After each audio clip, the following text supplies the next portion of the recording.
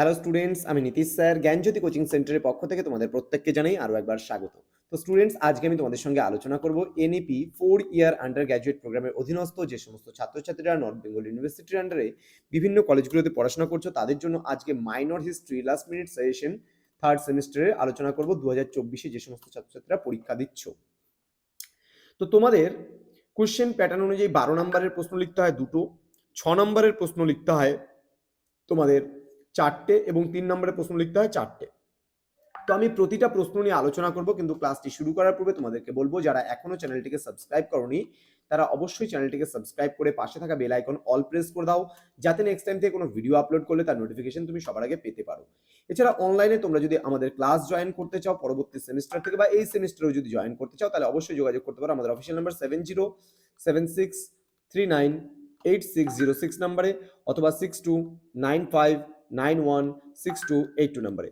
তোমাদের total course fee রয়েছে তোমাদেরই সাধ্যের মধ্যে শুধুমাত্র কিন্তু 1199 টাকা। যারা প্রথম থেকে একদম প্রথম দিকে জয়েন করবে তাদের জন্য কিন্তু পুরো 1199 টাকার বিনিময়ে তোমরা পুরো কোর্সটা পাচ্ছ। তো নর্থ বেঙ্গল ইউনিভার্সিটির আন্ডারে যারা জয়েন করতে চাও আমাদের সেন্টারে তারা অবশ্যই যোগাযোগ করতে পারো আমাদের অফিসিয়াল নাম্বারে। 6টা সাবজেক্টের পুরো প্যাকেজ তোমরা পাবা। পুরো একটা সেমিস্টারের কোর্স ফি আমরা নিচ্ছি 1199। তো 12 নম্বরের জন্য কোন কোন প্রশ্নগুলো ইম্পর্টেন্ট চলো একটু জেনে নেই প্রথমে, তারপরে আমরা পরবর্তী প্রশ্নগুলো নিয়ে আলোচনা করব। প্রথম প্রশ্ন, গুপ্তযুগ প্রাচীন ভারতের ইতিহাসে সুবর্ণযুগ কথাটি ব্যাখ্যা করো, বা গুপ্তযুগকে কেন সুবর্ণযুগ বলা হয় সেই সম্পর্কে আলোচনা।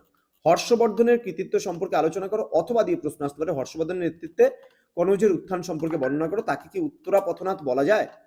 নেক্সট, দিল্লি সুলতানির প্রতিষ্ঠার প্রাককালে ভারতের সামাজিক ও রাজনৈতিক অবস্থা সম্পর্কে আলোচনা করো। পরবর্তী প্রশ্ন, সঙ্গম যুগের সাহিত্যের ওপর একটি প্রবন্ধ রচনা করো। নেক্সট, সমুদ্রগুপ্তের সাম্রাজ্যবাদী নীতির মূল্যায়ন করো।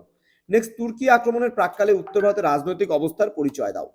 নেক্সট, চোল শাসন ব্যবস্থার গুরুত্বপূর্ণ বৈশিষ্ট্যগুলি সম্পর্কে আলোচনা করো। নেক্সট, প্রাচীন ভারতের দাস প্রথার উপর সমালোচনামূলক নিবন্ধ লেখো। নেক্সট, গুপ্ত সাম্রাজ্যের পতনের কারণের ইতিহাস আলোচনা করো। নেক্সট, রাষ্ট্রকূট সাম্রাজ্যের উত্থানের ইতিহাস আলোচনা করো। নেক্সট, ত্রিপাক্ষিক সংগ্রামের কারণ ও তার প্রভাব কি ছিল। অথবা দিয়ে বলেছে পাল প্রতিহার ও রাষ্ট্রকূটদের মধ্যে ত্রিশক্তি সংগ্রামের পরিচয় দাও, এর ঐতিহাসিক গুরুত্ব কি ছিল। এটা কিন্তু খুব গুরুত্বপূর্ণ একটা প্রশ্ন আমার যা মনে হয়। হ্যাঁ, দেখো আমি আবারও বলছি তোমাদেরকে, যদি আমার এই সাজেশনগুলো না আসে তার জন্য দায়ী আমি, অবশ্যই দায়ী আমি, কিন্তু তোমরা 100% কমন প্রশ্নগুলো পড়ে যাচ্ছ কিন্তু বাকিগুলো পড়ছো না, তাহলে কিন্তু হবে না। এই যে 14টা প্রশ্ন দিয়েছি, 14টা প্রশ্নই কিন্তু খুব গুরুত্বপূর্ণ। তোমাদের সিলেবাস প্রচুর বড় এবং সেখান থেকে এই মাত্র সামান্য কয়েকটা প্রশ্ন আমি বেছে তোমাদের দিয়েছি, এগুলো কিন্তু পড়তেই হবে। নেক্সট, গুপ্তযুগের সামাজিক ও অর্থনৈতিক অবস্থা সম্পর্কে আলোচনা করো, এটাও কিন্তু খুব গুরুত্বপূর্ণ প্রশ্ন, ভালো করে পড়বে। পল্লবদের স্থাপত্য ভাস্কর্য খুব গুরুত্বপূর্ণ প্রশ্ন, এটাও ভালো করে পড়তে হবে। দ্বিতীয় পুলকেশীর রাজনৈতিক কৃতিত্বের পরিচয়, এটাও কিন্তু খুব গুরুত্বপূর্ণ প্রশ্ন, ভালো করে পড়তে হবে। এবার আমরা চলে যাবো 6 নম্বরের প্রশ্নগুলো। ভারতের সামন্ত প্রথার মূল বৈশিষ্ট্যগুলি আলোচনা করো, বা সামন্ততন্ত্রের মূল বৈশিষ্ট্যগুলি আলোচনা করো। নেক্সট বলেছে কৈবর্ত বিদ্রোহ সম্পর্কে একটি সংক্ষিপ্ত আলোচনা করো। নেক্সট, চোলদের সামুদ্রিক কার্যকলাপ সম্পর্কে আলোচনা করো। পরবর্তী প্রশ্ন, মোহাম্মদ ঘুরির ভারত আক্রমণের সামাজিক ও রাজনৈতিক প্রভাব সম্পর্কে আলোচনা করো। নেক্সট, সুলতান মাহমুদের ভারত আক্রমণের গুরুত্ব বা ফলাফল সম্পর্কে আলোচনা করো। নেক্সট, ভারত ইতিহাসে আরব আক্রমণের গুরুত্ব আলোচনা করো। নেক্সট, গুপ্ত যুগে বিজ্ঞানের অগ্রগতি সম্পর্কে আলোচনা করো। নেক্সট, গুপ্ত যুগের স্থাপত্য ভাস্কর্যের পরিচয় দাও। নেক্সট, গুপ্ত যুগে গিল্ড বা বণিক সংঘগুলির বিবরণ দাও। নেক্সট, স্কন্দগুপ্তকে কি ভারতের রক্ষাকর্তা বলা যায়, কতটা যুক্তিসঙ্গত। খুব গুরুত্বপূর্ণ প্রশ্নগুলোর মধ্যে একটা, কিন্তু গিল্ডটাও গুরুত্বপূর্ণ, বিজ্ঞানের অগ্রগতি গুরুত্বপূর্ণ, আরব আক্রমণের প্রভাব গুরুত্বপূর্ণ। ঠিক আছে, গুপ্তযুগে নারীদের অবস্থা সম্পর্কে আলোচনা করো। রাষ্ট্রকূটদের উৎপত্তি সম্পর্কে আলোচনা করো। নেক্সট, ধর্মপালের রাজনৈতিক কৃতিত্ব সম্পর্কে আলোচনা করো। এই কয়েকটা প্রশ্ন ভালো করে পড়বে। এখানে চলতে সামুদ্রিক কার্যকলাপ গুরুত্বপূর্ণ। আচ্ছা, আমরা চলে আসবো 3 নম্বরের প্রশ্নে। নালন্দা বিশ্ববিদ্যালয় ভেরি ভেরি ইম্পর্টেন্ট। গৌড়ে মাতসন্যায় বলতে কি বোঝো, ভেরি ভেরি ইম্পর্টেন্ট প্রশ্ন, এটাও ভেরি ভেরি ইম্পর্টেন্ট, এটাও ভেরি ভেরি ইম্পর্টেন্ট। রাজপুতের যুগ কোন সময়কালকে বোঝানো হয়, খুব গুরুত্বপূর্ণ। হর্ষচরিত গুরুত্বপূর্ণ প্রশ্ন। আলবেরনি, রাজপুত কারা, ফাহিয়েন, এগুলো প্রত্যেকটা প্রশ্ন কিন্তু খুব গুরুত্বপূর্ণ, একদম ভিভিআই। এলাহাবাদ প্রশস্তি সম্পর্কে টিকা ভেরি ভেরি ইম্পর্টেন্ট। রামগুপ্ত কে ছিলেন, ভালো করে পড়তে হবে। কাকে ভারতের নেপোলিয়ান বলা হয় এবং কেন বলা হয়, ভালো করে পড়বে। দেন, গুপ্তযুগের ইতিহাস জানার প্রধান উপাদানগুলি কি কি। শশাঙ্কের কৃতিত্ব সম্পর্কে আলোচনা করো। পল্লব কারা ছিলেন। কৈবর্ত বিদ্রোহ কি, কোন বিখ্যাত গ্রন্থ থেকে এই বিদ্রোহের কথা জানা যায়। হিউয়েন সাং সম্পর্কে টিকা লেখো। ঠিক আছে, টিকা লেখো। দেন, স্কন্দগুপ্ত কে ছিলেন। চোল সাম্রাজ্যের গ্রামীণ প্রশাসনিক ব্যবস্থার বিশেষ বৈশিষ্ট্যগুলি আলোচনা করো।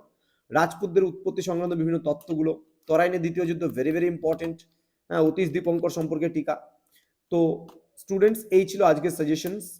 এই কটা প্রশ্ন কিন্তু তোমাদের রিভাইজ মেরে যেতে হবে, পড়ে যেতে হবে। যারা মাইনর যে মানে পেপারটা পড়ছো ইতিহাসে তারা অবশ্যই পড়ে যাবে। একেবারে 100% কমন পাবে, এটা আমি আশাবাদী। একেবারে 100%, মানে তোমাদের যে কটা প্রশ্ন লিখতে হয় কমন পাবেই পাবে। তো জ্ঞানজ্যোতি কোচিং সেন্টার অফিসিয়াল ইউটিউব চ্যানেলে তোমাদের প্রত্যেককে আরো একবার স্বাগত জানাচ্ছি। যারা এখনো চ্যানেলটিকে সাবস্ক্রাইব করোনি তারা অবশ্যই চ্যানেলটিকে সাবস্ক্রাইব করো, পাশে থাকা বেল আইকন অল প্রেস করে দাও, তোমাদের উজ্জ্বল ভবিষ্যৎ গড়ে তুলবো আমরা, এটাই কিন্তু আমাদের প্রতিশ্রুতি। তো আমাদের অফিসিয়াল নাম্বার 6295916282 এবং 7076398606 নাম্বারে তোমরা সরাসরি যোগাযোগ করো আমাদের সঙ্গে। পরবর্তী সেমিস্টারে অনলাইনে কোর্স করতে চাইলে অবশ্যই আমাদের নাম্বারটা সেভ করে রেখে দাও, এবং 15 ডিসেম্বর থেকে শুরু করে 31 ডিসেম্বরের মধ্যে তোমরা যদি অ্যাডমিশন নাও তাহলে কিন্তু তোমাদের পড়ছে 1199 টাকা, আর না হলে কিন্তু পরবর্তীতে লেট ফাইন আমরা নিচ্ছি। তো www.gyanjyoti.info তে সার্চ করো, আমাদের অফিসিয়াল ওয়েবসাইট ভিজিট করো, এছাড়া নীলস নিভা নামেও কিন্তু আমাদের আরেকটা ওয়েবসাইট রয়েছে। তো স্টুডেন্টস, তোমাদের সঙ্গে দেখা হচ্ছে খুব তাড়াতাড়ি আরো একটা নতুন ভিডিও নিয়ে। তোমরা প্রত্যেকে ভালো থেকো, সুস্থ থেকো। Thank you so much, thanks for watching after all, thank you.